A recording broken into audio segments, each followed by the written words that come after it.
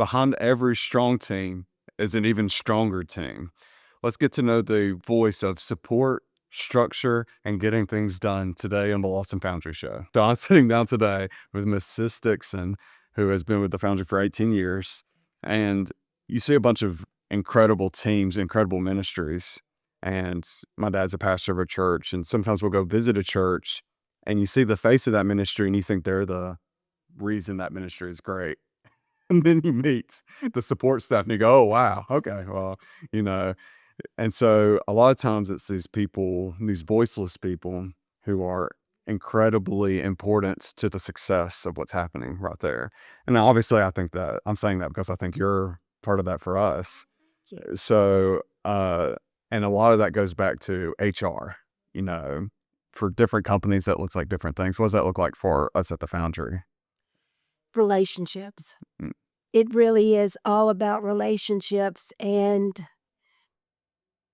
being the face. You're right, that's what drives me, as well as very often I may be the next voice after the person that interviewed them and made the contingent offer. So, what happens in those orientation meetings, I take very seriously, work on it very hard. Kimberly Spitzer helps me too. She basically takes care of the Coleman folks, the thrift store and the farm there. So we're a great team. We're very unified in presenting a consistent voice and a consistent picture of what the culture is like at the Foundry. Yeah. So you bring up culture and, you know, sometimes obviously with the Foundry, Micah's the voice of culture for us and he does a very good job. But then in those like day-to-day interactions, we have to pick up that mantle and be that voice. And so, you know, how important is it to you? And how's that changed from Pastor Bill to Micah? Micah took the Foundry family idea and owned it and encouraged us to own it. When I came to the Foundry 18 years ago, one thing Pastor Bill said that always puts a little bit of a lump in my throat is he and Michelle knew they could not do this by themselves, so they were praying for good people.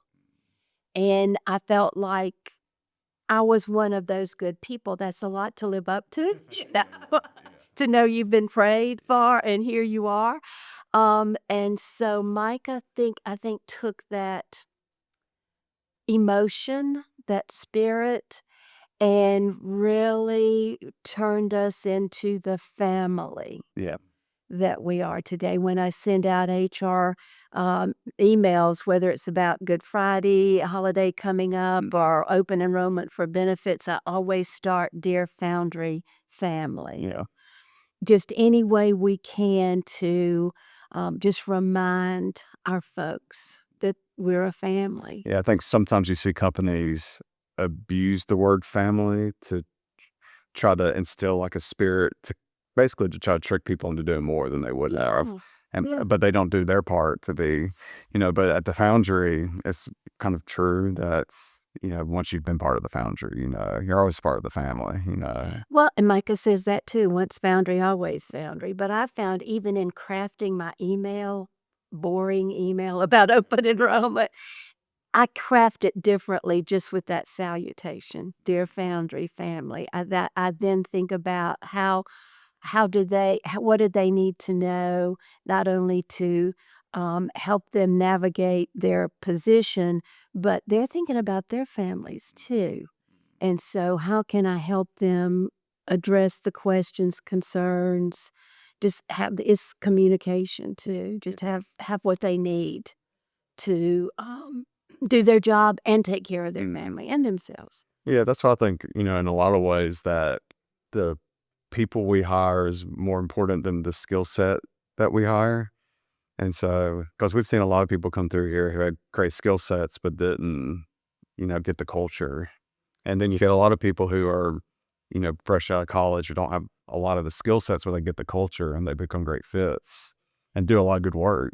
And you never know, and that sometimes they never know. That's right. And I was one of those never knows. And I joined the Foundry 18 years ago. I had no idea really why I was here, what I was gonna do here. Right. I had been hired to start a GED program, which would be like you telling me to go over there and operate the camera now, for this interview or this podcast. So just set about learning about how to, because I'm not a teacher. I don't have certifications in that. But I found out through that, again, it's the relationship thing. I visited Jimmy Hill's GED program. I visited Love Ladies.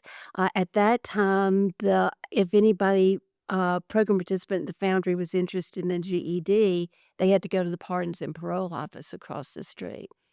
No slight at all to that wonderful parole officer who was not only seeing her clients but teaching GED, but it wasn't conducive to our environment and our culture. So, yeah, just building those relationships has helped me grow into the culture of the Foundry. But it's a natural disconnect. It's not a judgment. If someone doesn't align with our culture, Yeah. we wish them well. Fare forward to your next great adventure.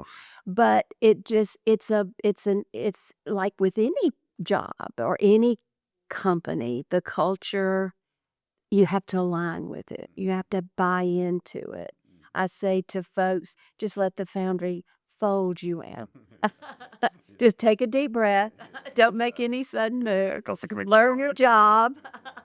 And just watch and listen and see if this is the right place Yeah. for you. And you could easily describe the Foundry as a labyrinth for new hires. Absolutely. Yeah. Yeah. I mean, it's pretty common for someone after a year of being here saying it took me about until now before I understood the scope of what's happening. Right. Some of that's because it's a maze to get to. I'm more than certain I haven't seen every room at the Foundry. With so many nooks and corners, and maybe not even every room in this building. I discovered a new one the other day I was in. I didn't realize the room behind the classrooms in the women's center was a thing. I knew about the workout room. I didn't know about it. So I'm like, oh, there's a whole nother room in here. Now we're changing stuff all the time. We will use every available space. So a common phrase that Micah pushes that I think we all try to live out is all staff members are ministers. Absolutely. And so talk about how you live that out in.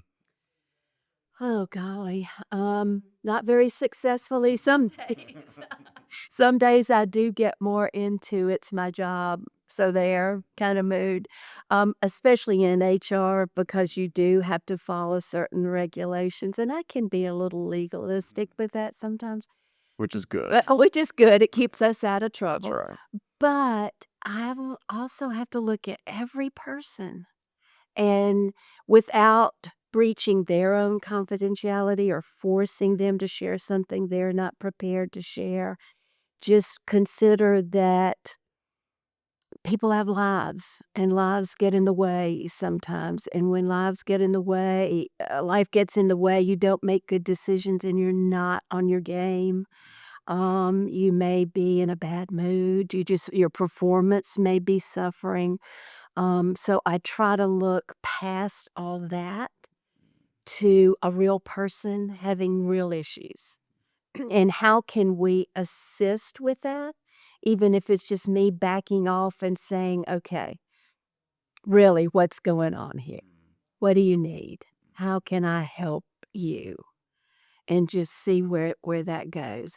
Also, just again, just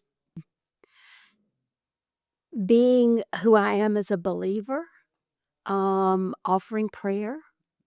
If I feel like it's needed, offering a word from the word, if I feel like it's needed, sharing what I heard in church yesterday, or a new praise song that I really, really like.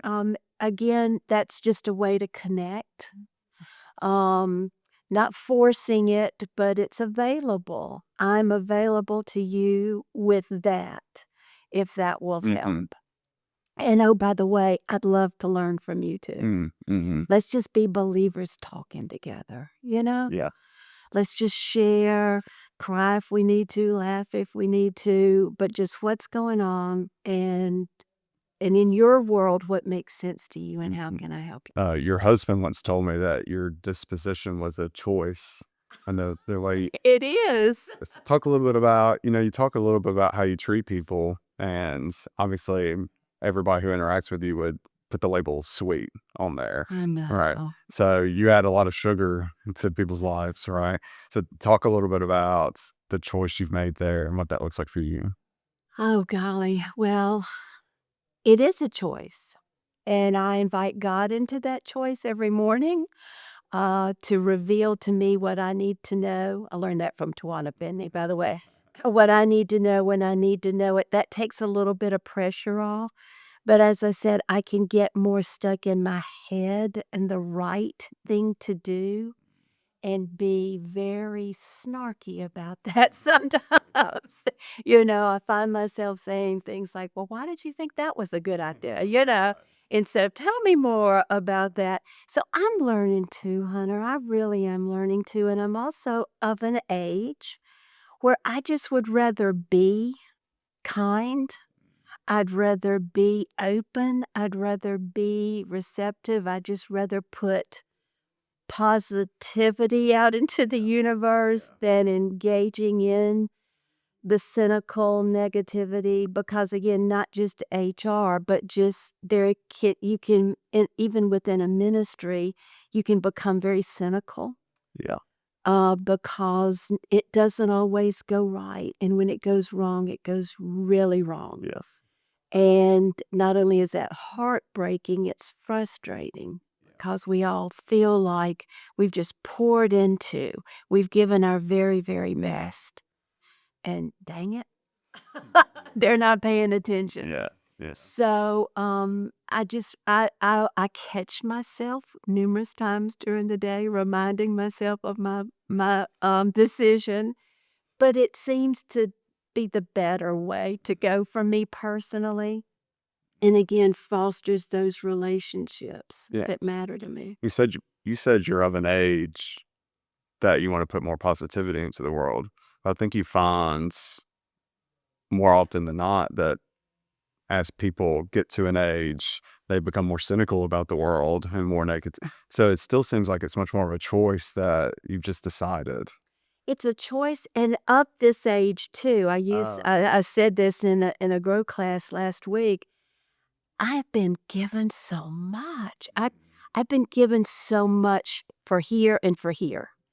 And now it's my turn to give that back. I am literally paying forward, um, sometimes too much, I think, because it just comes tumbling out.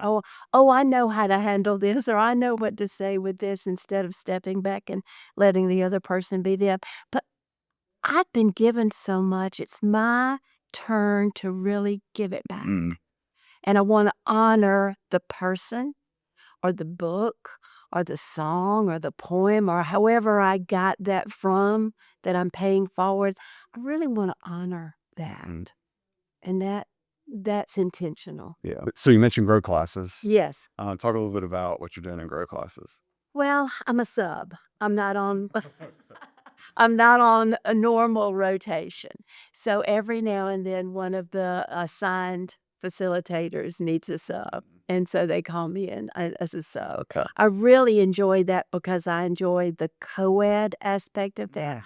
Most of my 18 years have been in Genesis groups with women, in phase classes with women, um, delivering assessments like love languages, and so I really enjoy the co-ed aspect. That's what I had when I was in our resource center offering GED because we had men and women, come into classes for GED. And so I didn't realize how much I missed that till we started the grow classes. Yeah. So you have a front row seat to being part of pre-grow classes and post. Right. So talk a little bit about the culture shift that's happened from that. Oh my gosh, balance, balance, balance, balance.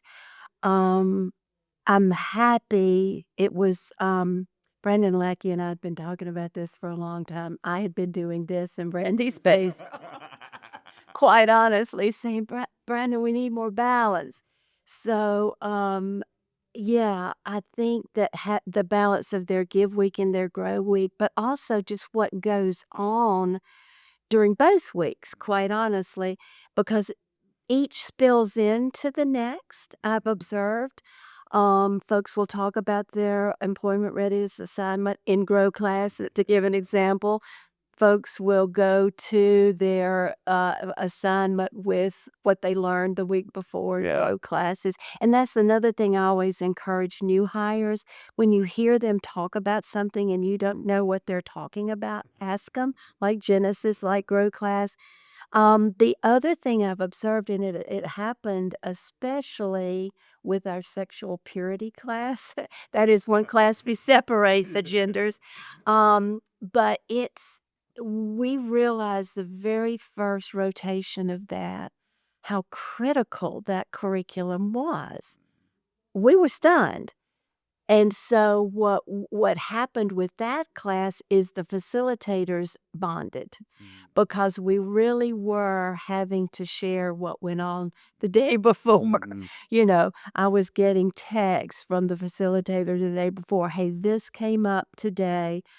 It was such an interesting topic. It may appear in your class again. So I wanted to let you know what I said." Sometimes I will make assignments in grow class, and say specifically, "This is a question I want you to talk to your counselor about." So I'll email the counselors and say, "It really is an assignment. It really is what I want them to talk to you about." So that has, I think, helped the staff as well as the program participants through it. The Being a facilitator too, you get to see when the light really does come on, and, that's wonderful too. The sharing's pretty important as well, but I think we've grown into it. It was bumpy at first, let me Yeah. tell you, because it was so different, but we as a staff have grown into it, and the facilitators have grown into it where there's a real comfort level now, not a relaxation of the Yeah. again, being consistent with the message, but that it's not scary anymore to us, and that spills over to the program participants too. They come in pretty much already relaxed and ready to learn. Yeah. We sit on this impossibly hard balance between providing a mostly free program where people eat, sleep, learn, and grow here, and having to raise funds for that program. Right. And but we're also having to administer addiction recovery, and we're paying and bringing in partners to help us in that. Right. So there's this hard balance here, and so a lot of times the things that we want to administer just aren't possible, and it's the real triumph of grow and give weeks that we were able to pull it off. And like you said, I mean, you're wagging the finger at Brandon to make it happen. He's wagging the finger at himself wanting it to happen. Absolutely, absolutely. I wouldn't have presumed. That was just another way for me to say, "I get it, and I support you. Now let's do it." COVID put us behind a little bit, quite honestly, because we were almost there right before COVID. Yeah.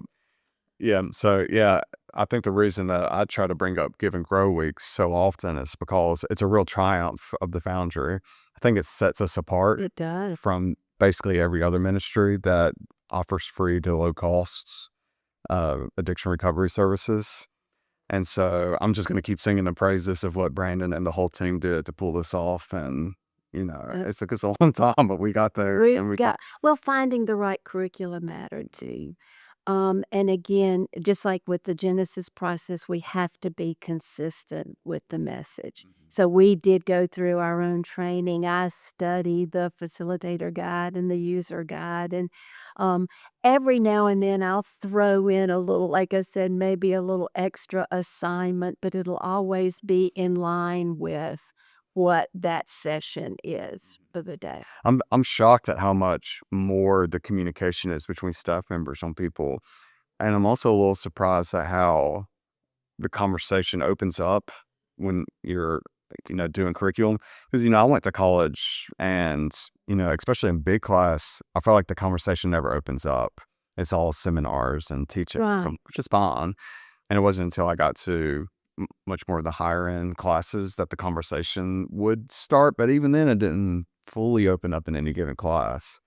And so the fact that we're really having open conversations about what they're going through and keeping track of it, is really valuable for people. It's valuable, and then again, it's important to know that everybody's getting the same message generally, so that they're not, confused. Mm. They go back to the dorm and they talk to their bunkmate who is in Give Week but had the same session last week in Grow Week, and there's a disconnect. But Now, everybody's interpretation and the way they receive it, but we understand we don't want that to get in the way of the message and of the importance of what we're asking them to. yeah, because there's a lot that goes into it. Oh, yeah. Yeah. There really is. I mean, even with every time I sit down with the participant, it's always something different. It's that little thing that they needed to get, Well, and you just don't know which that thing that's going to be. and we don't either, we don't either. It's the old, the saying, the student appears, yeah, the teacher appears when the student is ready. Oh yeah, And that's been my experience as well. I have struggled over a passage in the Bible and I'm like, I don't get this. Why would Jesus do this particular thing? And then 5 years later, I'm in a church service and the minister has his take on it, and I'm like, oh, that's what it's all about. So we understand that too. We're all seasoned in that regard. Most of the facilitators are the counselors, and so they are used to when the curtain rises and when the curtain falls. When somebody's there and when they're not there. Yeah. But that's what's beautiful to see. I think that's the thing I work the hardest at is being a student that's always ready for the teacher. Yeah. Because I feel like that's the way that you grow as a person. Is there's so many times in my life that I look back and I go, oh, they were trying to teach me this lesson. No, I just wasn't ready. Just wasn't there. So if I could just keep myself open to ideas and concepts that I've shut my heart on because of experiences I've gone through, if I could just let myself be open to those people and to hear what they're saying, or to be open to this lesson, I could grow as a person and not cringe at the things I do. But it's okay. The cringe moments, I think, that's another elder comment to say it's okay. You still weren't ready. You thought you were open, but you still weren't ready. That's why I think it's so powerful when it does happen, because we never forget those moments Yeah. of receiving. Yeah. Never. I have some hardline beliefs now that, not to get into any of it, but when I see it in other people, at first, I would think negatively of that person, but it was a belief that I held 10 years ago. Sure. And so as I've gotten older, I've become a lot less prejudicial against people from that. Yeah. And I see that our job as ministers or as children of God isn't to be perfect, but it's to grow and learn and to be better than we were yesterday. Absolutely. Right. And so, yeah, it's not easy, But it all builds on itself, and just a few minutes ago when we were talking about being of a certain age and all that, there's an old-timey hymn, "Standing on the Promises of Christ my King." Yeah. I don't stand on promises anymore. I stand on boulders of truth. And that's what I feel like I can say is you're not there yet. But at some point, you're gonna stop and look back, and all of those little tiny rocks that became big boulders that you just tiptoed onto, and finally you can stand there Yeah. in full realization, and acceptance. It's gonna happen. Mm. So all those not ready moments, pay attention to those. Yeah. They're important, and you're gonna get there. So it makes life worth living for me. Absolutely. Yeah. It's Yeah. the opportunity to grow, Yeah. being a better person, being a better man than I was yesterday. Oh, Is some, absolutely, and being surprised with joy by it. yeah. Yeah. Well, thank you for joining me, sis. So it's You're great welcome. talking to you. Thank you. Yeah. And I hope this inspires you to be this kind of person for your job. Because, I've been part of corporations and other places that weren't a ministry or a church. And so it can be easy to be like, well, you're at a ministry, you can be a minister. But I think God has called all of us, wherever we're at, to be the minister of that place. And I'm not calling you to, stand on your desk and preach Jesus, to your all state. But I am saying that the way that you live your life and the words that you choose and choosing positivity, those are all benefits to your testimony. And that living out your relationship with God can be more than preaching from a stage. It can be in every interaction you have in your life. And you don't even have to say the word God and people will see it. So I hope this conversation has encouraged you to maybe act that out a little bit more in your day-to-day life. Or maybe you end up at ministry and you can be a real minister. Come join us. Absolutely. And yeah, speaking of which, you can go to foundryministries.com/careers if you would like to work at the Foundry. So yeah, thank you for joining me. You're welcome. One plug I would like to give before you head out is we're doing our 3rd annual Summer of Prayer this summer. I think a lot of times New Year's Eve is our refocus time. And then I think summer becomes our defocus time. I would encourage you to let's do a little bit less of the defocusing during summertime. And I think a really easy way to do that is by ramping up your prayer life. And so, because you can be on vacation and get up 5 minutes early to get a prayer in to refocus your mind on God. And I would encourage that prayer to be about all the things in your life, but to also be about the life change that's happening here at the Foundry. Because here's the fact: we're all doing summer vacation, all that's happening. There's still people coming here who are in a life or death scenario who need life change during the summertime just as much as they needed it during the winter time. And so my encouragement would be to double down on prayer during the summer. And let's not forget about the vulnerable in our society who need the help the most. And so you can get started with Summer of Prayer by signing up today at foundryministries.com/summer. And the last 2 years have been great. Our prayer walks have been incredible moments at the Foundry. Yes. And so I hope that you get to join that prayer walk this year. And I thank you again for joining us for the Lost Foundry Show.